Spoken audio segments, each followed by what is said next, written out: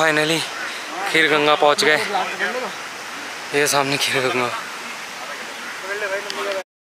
सो बात है आज से 11,000 साल से भी ज़्यादा पुरानी, जब गणेश और कार्तिकेय जी को धरती की परिक्रमा लगाने के लिए बोला तो गणेश जी ने वहीं पे ही अपने माता पिता की परिक्रमा लगा ली थी और कार्तिकेय जी पृथ्वी की परिक्रमा लगाने निकल गए थे मोर पर सवार होके।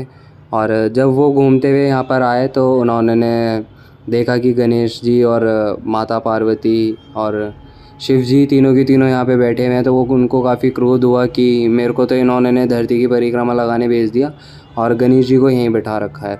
सो ये जो आप सामने देख रहे हैं यहीं की वो बात है। और फिर सब लोगों ने समझाया कि ऐसा नहीं है, ऐसा नहीं है, लेकिन उनको नहीं समझ में आ रहा था। तो फिर शिव जी ने उन्हें बोला कि आप 11,000 साल ध्यान लगाओ, उसके बाद में आपको समझ में आएगी। सो यही सामने जो जगह है यहीं से लेफ़्ट में ऊपर को वो जगह जाती है जहाँ पे कार्तिकेय जी ने 11,000 साल ध्यान लगाया था। और हुआ ये था कि खीर गंगा की स्टोरी ये थी कि जब उन्हें 11,000 साल के ध्यान लगाने के लिए बोला गया तो पार्वती ने शिव से पूछा कि हे प्रभु, ये 11,000 साल ज़िंदा कैसे रहेगा, खाएगा पिएगा क्या? तो शिव जी ने बोला कि घास फूस खा के ज़िंदा रह लेगा, लेकिन वहाँ तो माँ होती है। तो उन्होंने त्रिशूल मार के यहाँ से दूध की गंगा निकाली थी। सो उसी के भरोसे 11,000 साल ज़िंदा रहे और माता पार्वती ने बोला था कि ये ले और माँ का दूध पी के तू 11,000 साल ज़िंदा रह सकता है। और जब 11,000 साल पूरे हुए तो सारे देवी देवता नीचे आए कि आज तो कार्तिक और शिव पार्वती का फैसला है, तो देखते हैं क्या होता है।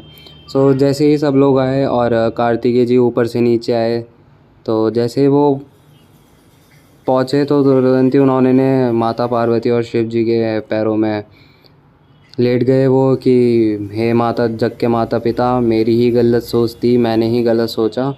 तो वहाँ पर शिव जी ने फिर उन्हें तथास्तु बोलते हुए अपने जो 33,000 देवी देवता है, 33,000 करोड़ देवी देवता है, सो उनका राजा बनाया कार्तिकेय को।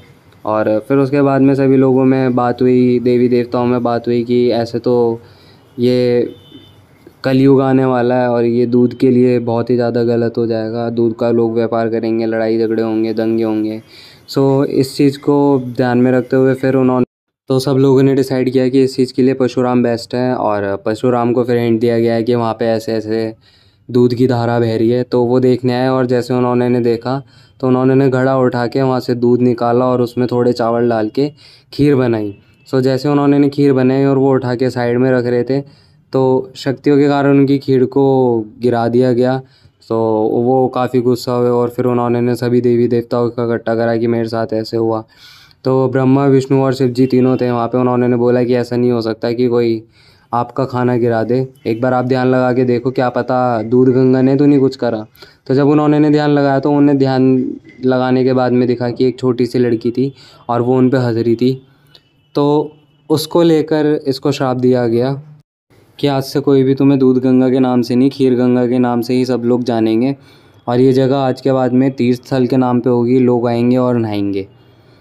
सो ये थी पूरी कहानी दूध गंगा से खीर गंगा बनने तक की।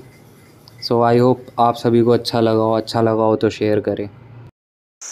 ये था सबसे भयंकर रास्ता जो कि खीर गंगा से कार्तिकेय की गुफा तक जाता है। सो ये 10 मिनट का रास्ता बहुत ही ज़्यादा टफ है और बहुत ही ज़्यादा एक्सट्रीम लेवल की चढ़ाई है। देख सकते हो कि हाइट कितनी ही ज़्यादा है इसकी। और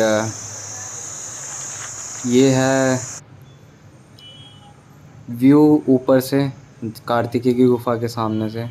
और ये है वो ऐतिहासिक कार्तिकेय की गुफा जहाँ पे उन्होंने 11,000 साल ध्यान लगाया था।